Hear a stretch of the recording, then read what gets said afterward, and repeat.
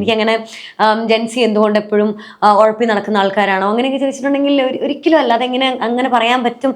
അങ്ങനെ ഒരു ക്വസ്റ്റ്യൻ പോലും റിലവൻ്റ് ആണോ എന്നറിയാത്ത ആളാണ് ഞാൻ. കാരണം ഇപ്പോഴും ഞാൻ തന്നെ എത്ര പേരെ കാണുന്നുണ്ട്. ഇപ്പം ഞങ്ങളുടെ അവിടെ നാട്ടിൽ തന്നെ ഞാൻ ഒത്തിരി കഫേയിലും അങ്ങനെയൊക്കെ പോകാൻ ഇഷ്ടപ്പെടുന്ന ആളാണ്.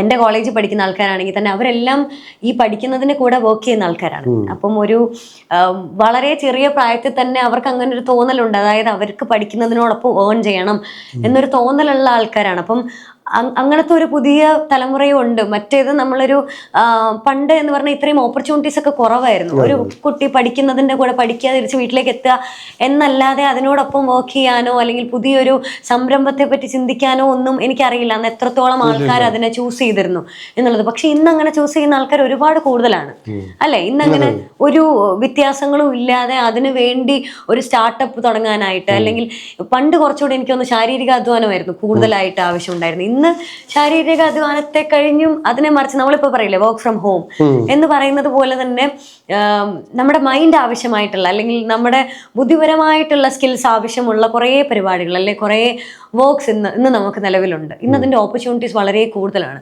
അപ്പോൾ അതൊക്കെ ചൂസ് ചെയ്യാൻ ആഗ്രഹിക്കുന്ന ഒരു വലിയ തലമുറ അല്ലെങ്കിൽ ഒരുപാട് സാധ്യതകളുള്ള ഒരു കാലഘട്ടമാണിപ്പോൾ. അപ്പോൾ എനിക്കല്ലാതെ അവരെ ഇന്നുണ്ടായിരുന്ന പല ഫീച്ചേഴ്സും അന്നുണ്ടായിരുന്നെങ്കിൽ അന്നത്തെ ആൾക്കാരും ഇതുപോലെ തന്നെ ബിഹേവ് ചെയ്തേനെ. എന്താ സംശയം? അല്ല, അത് മാത്രല്ല, അന്ന് ഇങ്ങനെയൊക്കെ ചെയ്യുന്നത് പലരും നാണക്കേടായിട്ടൊക്കെ വിചാരിച്ചിരുന്നത്. അവന് ജോലി ചെയ്യേണ്ട ആവശ്യമില്ല. എനിക്കൊക്കെ ഓർമ്മയുണ്ട്, ഞാനൊക്കെ പഠിക്കുന്ന കാലത്ത് ജോലി ചെയ്തോട്ടെന്ന് ചോദിക്കുമ്പോൾ ഒന്നും സമ്മതിച്ചില്ല.